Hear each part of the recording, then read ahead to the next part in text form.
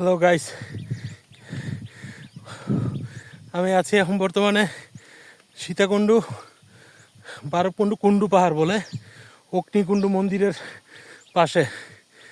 আসলে হাঁপাচ্ছি, আমি আছি এখন অনেক উপরে। এই যে নিচে থেকে উপর বেয়ে উঠলাম, চারিদিক দিয়ে পাহাড় আর পাহাড়। তো চিন্তা করলাম আপনাদের মাঝে শেয়ার করি, দেখাই আপনাদেরকেও। তো দেখেন পুরাটাই পাহাড়।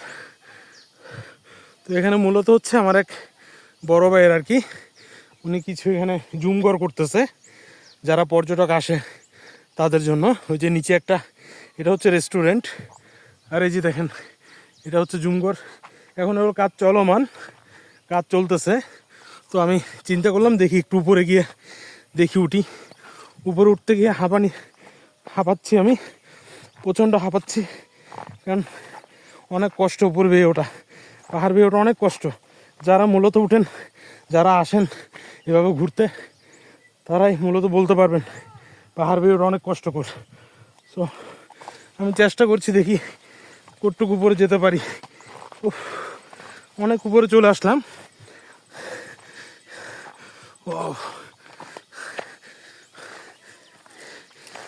অনেক উপরে উঠে গেলাম, মনে হয় যাওয়াটা কষ্ট হয়ে যাবে।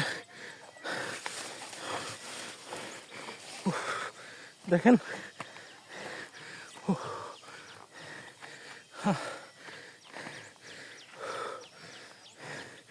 এই যে